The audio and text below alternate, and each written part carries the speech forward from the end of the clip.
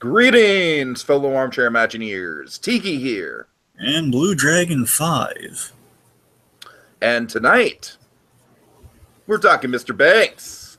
That's right, that's right. So folks, we did our Cars 3 spoiler cast about a week ago or so, roughly. Dragon and I, Dragon, it was almost kind of like crazy synonymous, like how much we agreed about virtually everything in Cars 3, right? Pretty much, yeah. It was just like, it was one of the most yep, I agree with you on that point. So we had our problems with it, but we also thought it was a pretty good movie overall, a solid into the Cars franchise. Yeah. But one of the things we teased about with Cars 3 is a very, very good short. Now, Dragon, of course, to get some mileage out of this, I feel like we should also address some elephants in the room with Pixar and shorts as well. Well, do you really want to talk about that now?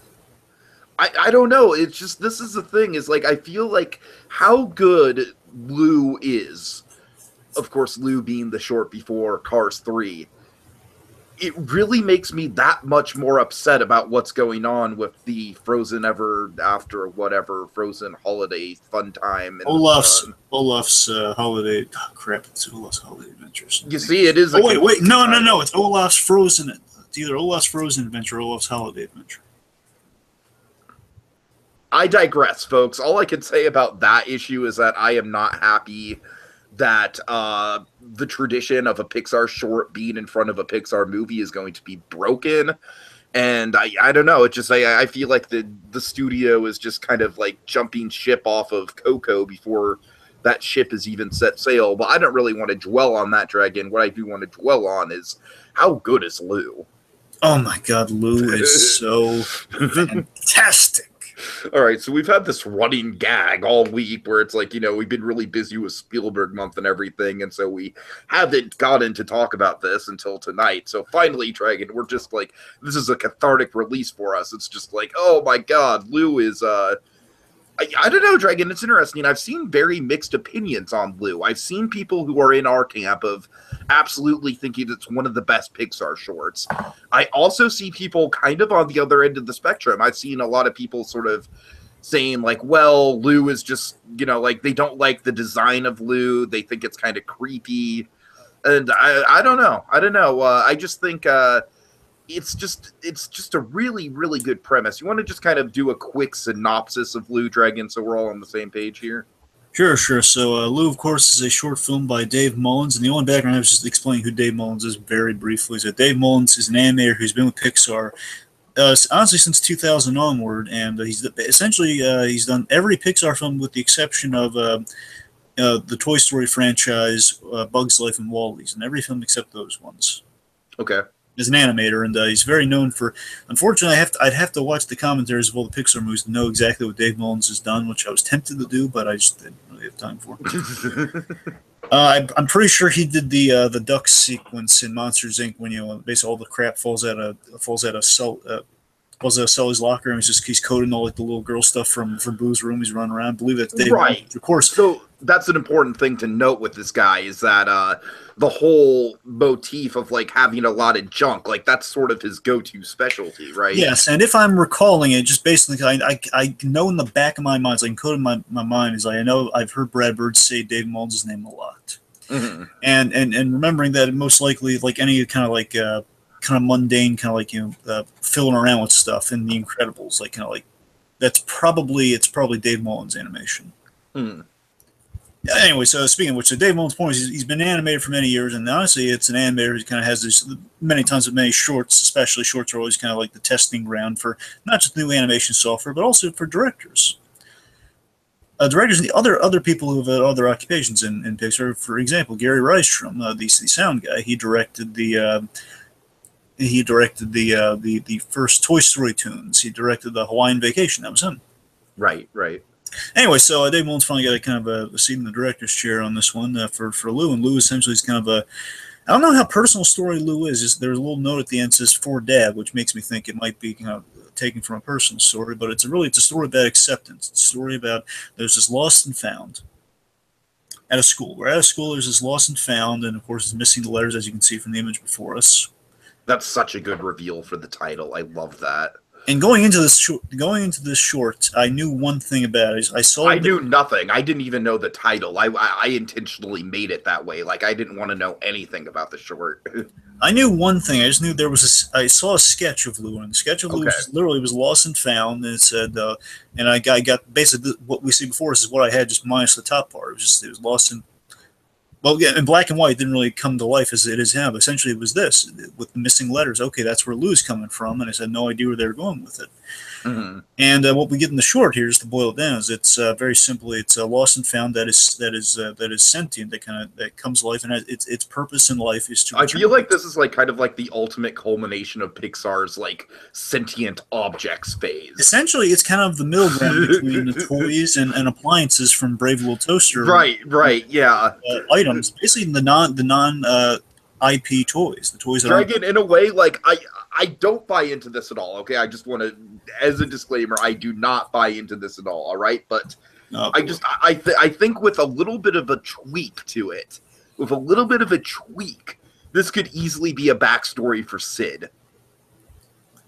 Huh. I didn't really think of that. Like, as I said, like I know it's not, right? Like, because the kid looks nothing like Sid. His name is JJ, you know, so like it's he's nothing like Sid Phillips, but I very much like I feel like the theme of it definitely takes a cue from the end of Sid's arc with Woody. It definitely takes a cue from that. So play nice. It scares the bejesus out of him, and then he's a friendly garbage man, I guess. Yeah. Years later, I don't know how much that scarred him. Anyways. Oh, I remember. Did I ever tell you? Oh, I hope I hope I told you this. There was in the Monsters Inc. Monsters Inc. did like a series of comics, and one of the comics they basically addressed the fact that remember that Jesse Easter egg in Monsters Inc. Yeah. That Jesse Easter egg essentially was a Jesse doll that came to life in the thing, and basically they crossed over Toy Story and Monsters Inc. Oh, here we go. We're just going down the rabbit hole of the Pixar all right. theory now. Okay, look, just my point is, okay, fine. Forget. I don't mean like she actually came to life. I mean she winked at the end, kind of like. But look, all I'm going to say, just to get off the tangents, that there was a reference to Sid. Basically, the kid there's a kid stealing toys by going through the monster doors. That's how he's doing. There's a kid who's in the monster world and he's stealing toys. Oh, okay, right. And basically, the kid has a thing where he's explaining after he's caught. He's explaining himself. Oh yeah, I heard this. There's this kid who said like his toys came to life. Oh my god, that's amazing. I love that. So that's what it boiled down. All right. We could just get into a huge rabbit hole with this, Dragon. So let's.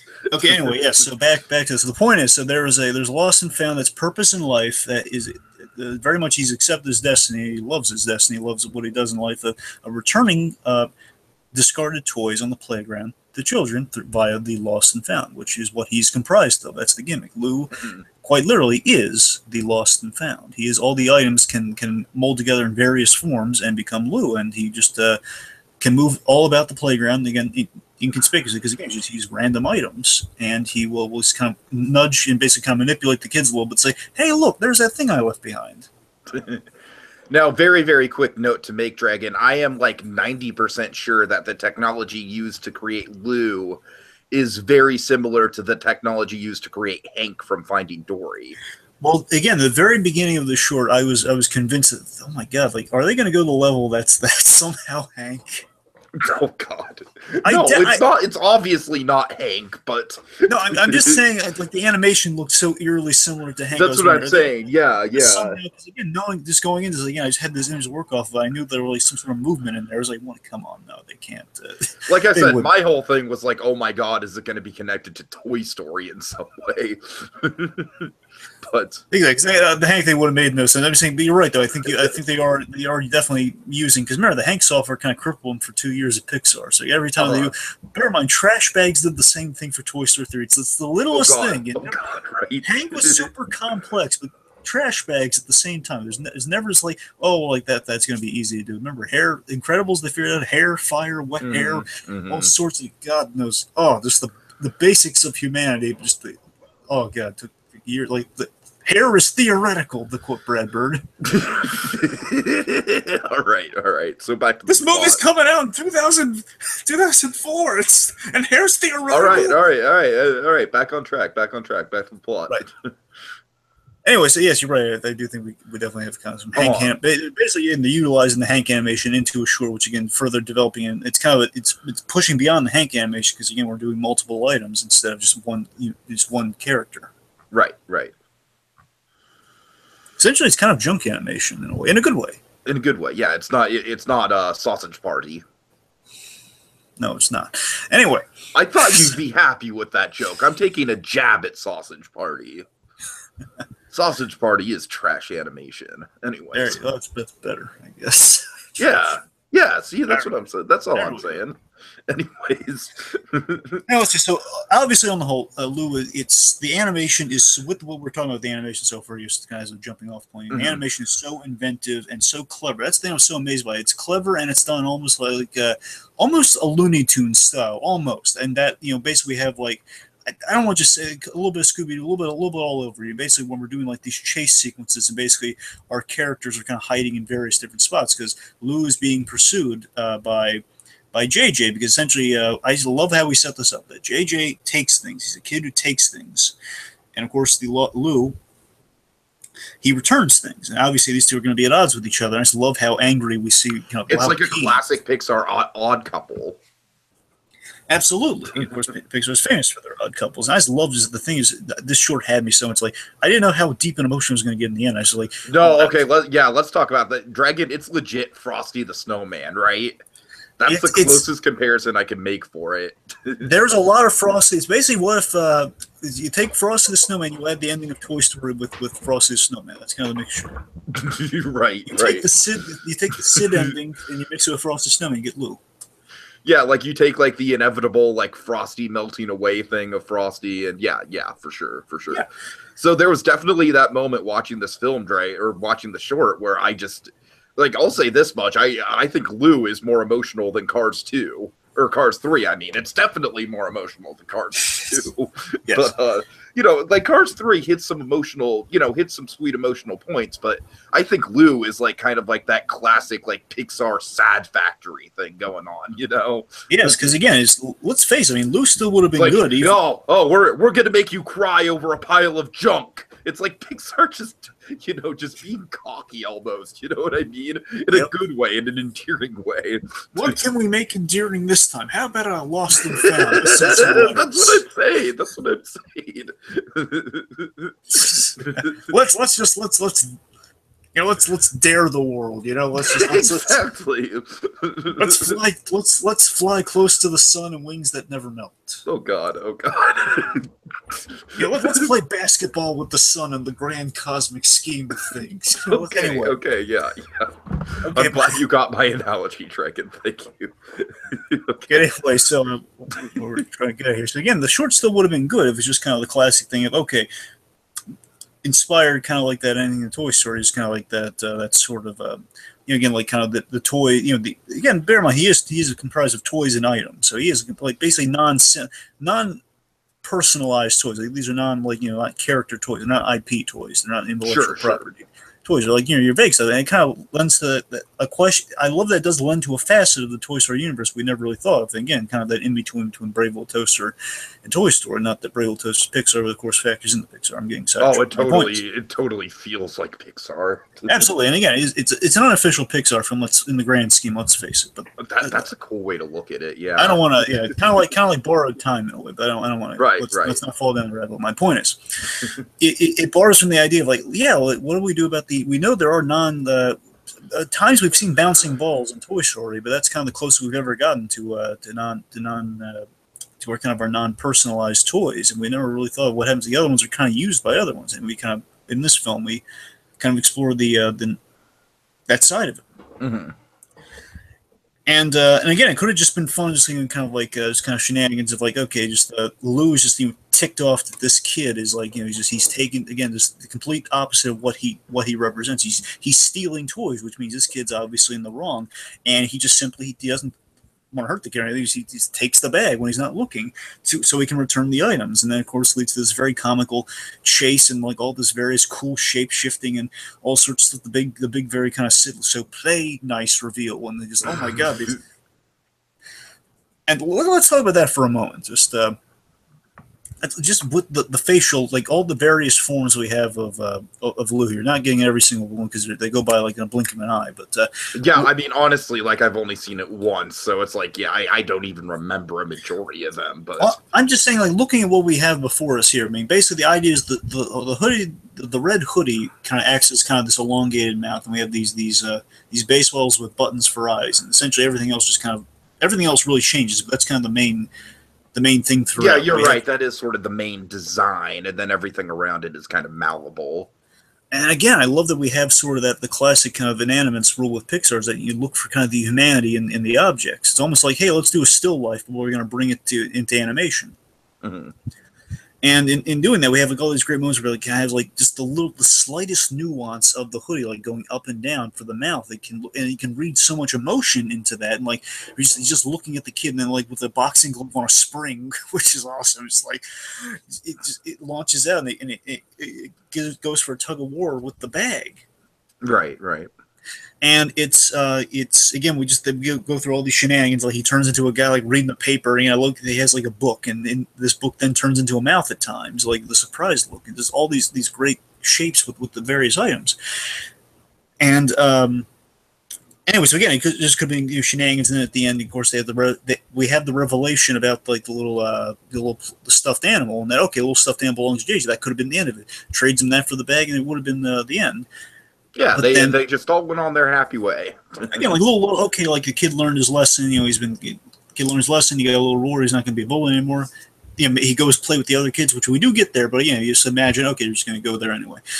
But no, we push beyond that the best way possible. Oh god, this is where it gets emotion. This is like the brilliance of the shorts coming. Where it's like the odd couple is coming together. They're working together. It's like JJ essentially starts handing out the lost and found stuff with Lou, but then of course Dragon, the tragedy of it is that by doing that it makes Lou disappear a lot faster. Oh yeah, it's god. So something I want to point out before we fully get it, because there's a lot to take away from this, the sacrifice of Lou, but I think there's also with the stuffed animal revelation, with the whole JJ reveal, with that thing, basically.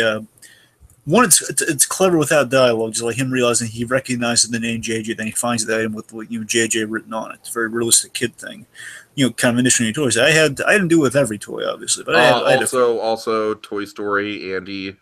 Well, certainly yes. Yeah, and based on, just and by the way, I'll point this out purely based on Andy's growing up, of course. I had a few toys initialed as well. No, right, not many, because I hate just kind of like taking the facing the toy like that, but anyway, I think there's an anti-bullying message in there. Not just with, most definitely. I mean, there's the obvious one, of course, which is we see like when we flash back to when the toy was taken away from him. So again, with the origin of bullying, we see basically bullies aren't the one dimension, like they're just mean because they're little sadists. No, there are actions that continue to provocate bullying. Mm-hmm. And that's kind of, I love they kind of went there with the short. At least they hinted at that, and of course we rehabilitate him. And that's the sweet thing about Lou, is that Lou isn't just like getting revenge on this kid. He's not just like striking a bargain and letting him go on his merry way. Like he's trying to help him. He's trying to better him, which is really moving. And that Lost and Found is designed to help people. What is he doing? He's helping this kid. That's so moving. And basically we have this one, and of course the wonderfully poignant fate for Lou. And this is the Frosty of it all, folks. Oh yeah, and it's a level deeper than Frosty, of course, and where basically Lou. And I pieced it together as it was happening, as he's giving it back. I was too. I was like, oh god, I know exactly where this is going, and it's so sad. Oh no. Because initially I was laughing like, oh, ain't that sweet? Now the kid's he's not happy about it at first. He's starting to grow and like giving the things back, and as he's starting to get into like, oh no. Right. It's that Lou's real. It's like the realization that Lou full well knows that he's going to cease to exist if he returns himself to these children. He knows it, and knowing that's such a noble thing. Like he's giving away himself. He's a perpetual self-fulfilling prophecy. It's a fate that's he's going to sacrifice himself for to give back. Quite literally, he's giving back. Mm-hmm. For the betterment of others. Again, it's like he's accepted his fate, hence the form of it. Which, again, it's like, the whole idea of, like, the sentient lost and found sounds like a fucking dare, but Pixar just pulled it off, It sounds like something, I'm pulling from Family Guy on this, I'm going to apply it to Pixar, so we're going to see how it goes. Basically, it's kind of like the old Family Guy writing room gag, where basically, back when it was good, where they get drunk at the Christmas party, and I don't know if Seth MacFarlane was joking about this when Stu was dancing with Jerry Mouse in season 5. Oh, during the Road to Rupert episode. Yeah. Basically, on the commentary, Seth MacFarlane joked that they got drunk at the Christmas party, and basically said, "I dare you! You can't make Stewie dance with Jerry Mouse." So imagining that somewhere at the Pixar Christmas party pot, perhaps, let's just say getting drunk off eggnog to make it more seasonable. It's like sure. more feasible. Like, John Lasseter's he's laughing up in his Santa suit. Oh, no. Oh, God. And we have like Andrew Stanton being kind of being like the fun New England member of the Pixar staff, which he is. He's saying, "Hey, Dave, get over, Dave, come here." Oh my God. Dave, listen to me. Tell you this. I have an idea for it. I'm not going to tell you what it is. I'm going to guide you there. Okay. We've done movies about toys, right? We've brought things alive. We've blown people's minds with God knows how much stuff. Isn't that right, Pete? Yeah, Andrew. Keep going. Oh, God. I love this picture we're painting. So listen, Dave. I love you, man. You know where I'm going with this. Oh, my God. I do the impossible. Put us all to shame. Earn your, grab yourself by the animation bootstraps. Make this possible. Go in the directing chair. Make this happen, buddy boy. What am I thinking? And of course, he's like the only sober member. He has to drive everyone home. He's the only sober member. Oh, God. So Dave said, "Lost and Found." And they're looking at each other because they're thinking that's the most ridiculous thing I've ever heard. And then it's like, Pete just giving like the thumbs up, like, yeah. Yes, of course. Yes, Lost and Found. If you don't believe us, let's go beyond the bar. Brad, yeah, Lost and Found. God. I love it. Oh my God. Woo! Mark, drive me home. Mark Andrews, drive me home. Anyway, okay, so let's get off that tangent. Applauding you, Dragon. That was wonderful. Okay, just we're almost at the end here, so it's yeah. Anyway, so seriously, it's so moving and so clever. Again, it's seemingly a ridiculous premise, but I mean, it still has you in the beginning. I don't say it's like completely ridiculous. It's like in concept, like they can do anything at this point. Just the fact that, again, it's that sacrificial thing, the betterment. There might be a little bit of a perennial thing, possibly just the idea of this lost and found has probably been there for a while and seen many kids, kind of, go to other classes, and it's the idea of like someone watching children that are going to kind of the Lotso thing, kind of the sunny side thing, like, well, they're going to have various kids, they're never going to be alone. Mm-hmm. Never going to be abandoned because their kids are going to keep coming in. So again, it's like seeing kids and helping them out and just kind of launching them on their merry way, much like a parent would do to their child in the grand scheme of things. I'm saying they've always kind of hit those perennial themes with toys in general. So maybe with the Lost and Found, a little bit of that a transfer there. But again, it's such a sad realization, and it's sad but moving, and just it's like you respect the heck out of this Lost and Found. Yeah, right. And again, he gets kind of his last payment in a way, just like kind of what was promised to him in the arrangement, where he gets like the little plush guy. But then what's even better is I like that the little girl can you bully the ones you love sort of thing. The girl kind of is a little sweet on JJ, and he kind of takes that away. It's like cute little kind of like it's a little bit of boyhood moments, Yeah, for sure. And then the kids who he kind of was bullying initially, they're welcoming him to play football with him, and oh my God, it's really sweet. And I love like the here's the real frosty of it all too, is that in the grand scheme, of course, Lou will be back because kids are going to lose things. They're going to put in Lost and Found. He's going to be back, and we don't even have to wait a whole year. He's going to be back sooner than later. Right. That's the grand beautiful thing about it. Well, again, Lou he's a perpetual tragic character, kind of like almost like Wall-E in the beginning of Wall-E in a way, but it's so And endearing that and very much is the sweet. Frosty of it all, the whole idea of he'll be back. Absolutely, he's like the most noble lost and found you ever did see. Hmm. God.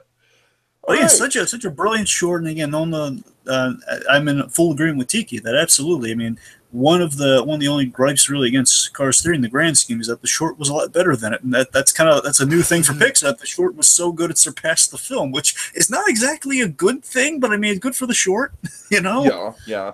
But And like I yeah, said, Dragon, it's like just to get quickly back onto the Frozen holiday, whatever the fuck it's called.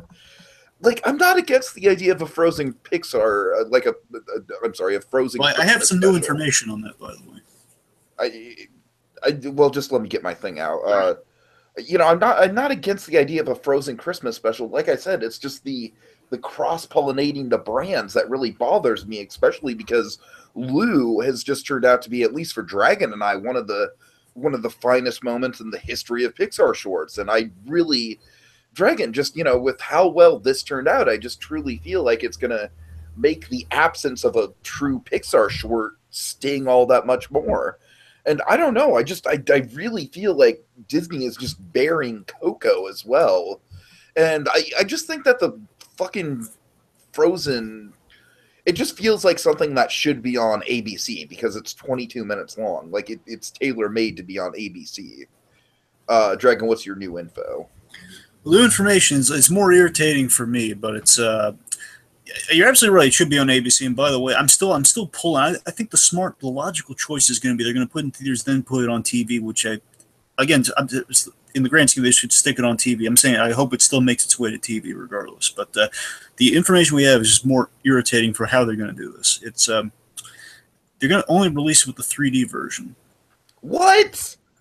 Oh God! Oh Jesus Now, Tiki, you Christ! got to help me out here because I know you're going to know this. Like you're going to know Uh, this like the back of your hand. You got to help me out here because it keeps driving me crazy. So, Inside Out short wasn't that lava?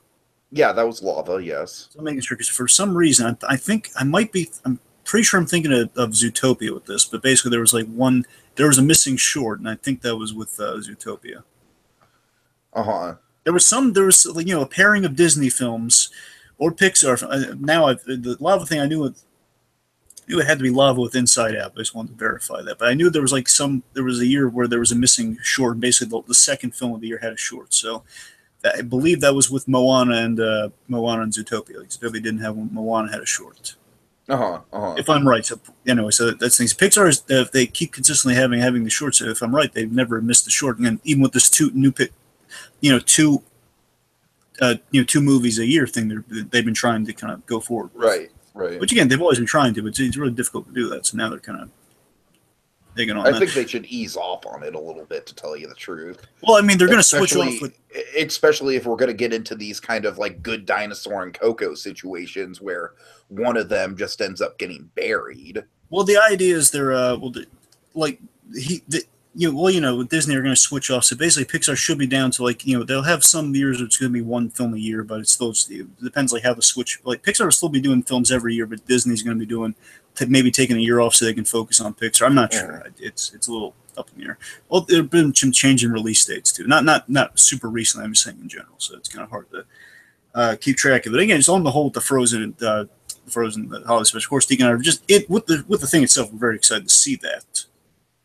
But ideally, we would love to see it on TV. And right, the cross pollinating is putting opening with the Disney short on Pixar, let alone a 22-minute one. That's going to be a new one. Yeah. That's going to be a new Yeah. thing in itself. It's kind of we had we've seen something like that, but on the other side, the less detrimental side of Pixar, with they had a Pixar short open the Muppets Most Wanted. They had Party Central, the Monsters University short, and the reason that happened was because they that was because the Good Dinosaur had some sort of because of the production stuff in Good Dinosaur. That's why they didn't have that for a Pixar movie, so they just kind of put it with the Muppets. So I'm just saying we've had some cross pollination before, but just not to the Pixar side, less in a position that would leave. Essentially, Coco is going to be without a short in the regular versions, but in the 3D version, it will have this It's 22. just going to be without a short. Yes. Either way, it That's doesn't. disgusting. Either way, it doesn't feel right. And I guess the only